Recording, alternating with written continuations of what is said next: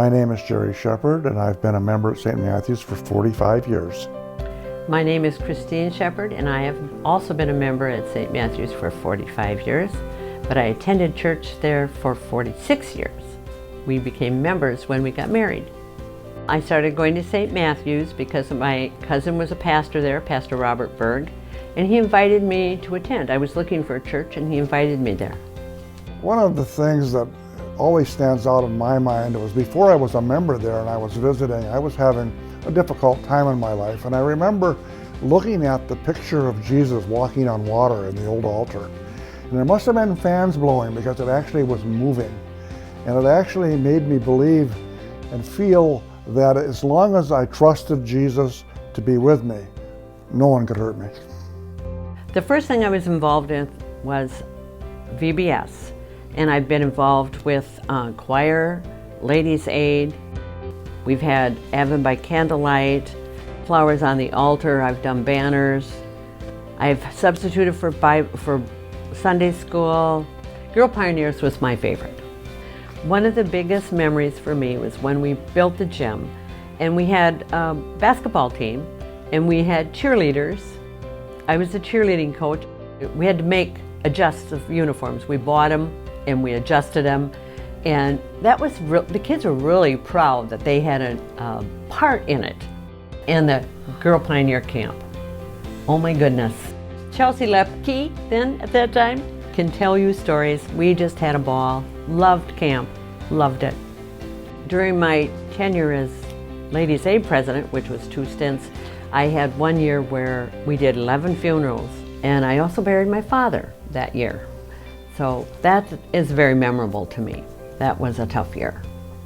Oh, the good Lord blessed me with an awful lot of opportunities to serve. The first of which was being on the original building committee when we decided to build the church and school.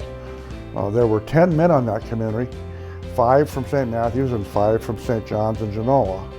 And those 10 men sat down, and trying to get 10 men to agree on anything is kind of tough, but we had a general rule of the things that we needed. In the end, Dave Zahn and I were co-clerks of the works to get the church built. And then after that, I was involved in the building committee for the parsonage after it had burned. And I was involved in the building committee for the addition of the church. And in the end, there is a story there that I really believe should be told, because sometimes God provides opportunities that we don't even see coming. It was in March of 1993 that one of our members went to St. Peter's to talk to St. Peter's about funding for our addition. At work, I worked with one of the members of St. Peter's, and he said to me, "Do you think that will ever be built, that gymnasium down there?"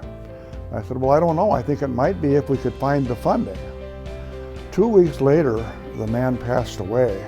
And in those 2 weeks, he had changed his life insurance to make St. Matthew's the beneficiary to build that. Now, I felt a special duty at that time to make every effort to see to it that that got done. And God blessed both congregations with dozens and dozens of people willing to help, that we did that on our own without a general contractor. We were our own general contractor. And so that was probably the highlight of things that I was able to do. After that, I think I served on church council 27 years out of the time I've been there. One of the things that was very memorable to me and has always been kind of a milestone is how well the people of St. Matthew's work together as a family. I think of the 6 men on the committee to design and build the gymnasium and early childhood center. We actually kind of knew what we needed, and we came up with 10 different sketches before we finalized the design. It had to fit the building, and it had to fit on the property that we had. And to me, that was marvelous that we were able to agree that this is where we wanted to go. And so we told the architect pretty much what we wanted to build, and his job was to make it work. The thing I remember the most is the balcony rail. When we put that in, that was... Pastor Liggett called me after church on Sunday morning and said, "You know, next week we're having a special service at church." And the balcony had been built, but there was no rail. And he said, "It sure would be nice if we had a balcony rail." Well, at the time I was on strike, My company was on strike, I had no work. And I was working, I was teaching, and we had I thought, a well, new maybe, baby. maybe we can do this. And so I looked at what Mr. Beitlich had done with the railing at the altar, and I thought, well, I could maybe do something similar, but I had nothing. I went to Phil Lyso, and he had cut a bunch of oak for building his house that had been drying in his shed for several years. And I said, Phil, can you donate some oak to the church? So Phil donated all of the oak, and I brought it home, borrowed a planer, and bought a router and put it all together and had it done, finished, assembled, and put in place in a week. But the part he doesn't tell you is that he also had his infant daughter with him. While he was putting this together in church, and Mrs. Seidel remembered she could hear Mandy crying down in the first grade room. She could hear her from the church proper, and whenever he'd start the saw, Mandy would cry.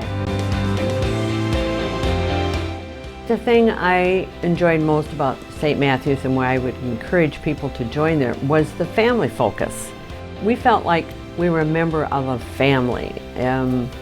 It was warmth, the warmth of the congregation and the friendship that brought us there. I think it's a good place to be. I would hope what never changes is, as long as we have been there, there's always been a willingness on the part of the people who belong there to use the skills and the opportunities God gives them to volunteer things for the church rather than always looking for somebody to be paid to do it. As long as the Word is taught in its truth and purity, we'll be okay. St. Matthew's will be okay. It should grow. But I think we have to do some footwork too. The Word is taught in its truth and purity. That's the part of the Wisconsin Synod. And if they do join, they should fight to see to it that that always happens. Because without the true Word, you don't have much going for you. A man at work once asked me, "You don't believe all that stuff, do you?" And I said to him, "You have two choices. You either do or you don't." I'm excited to see the church get back to where it once was in the number of people who attend Bible study and the number of people who attend the church on a basis. And I would hope that we would get a little more involved in mission work and evangelism, and hopefully we can build our church numbers back. And I know in today's climate that is difficult, but it would take work from everyone, every member, including our four called workers. It's remarkable that pastors come, pastors go, and teachers come and go, but as long as the Word is taught in its truth and purity, it seems like no matter what us humans do, and we all do make mistakes, that the Word stays the same.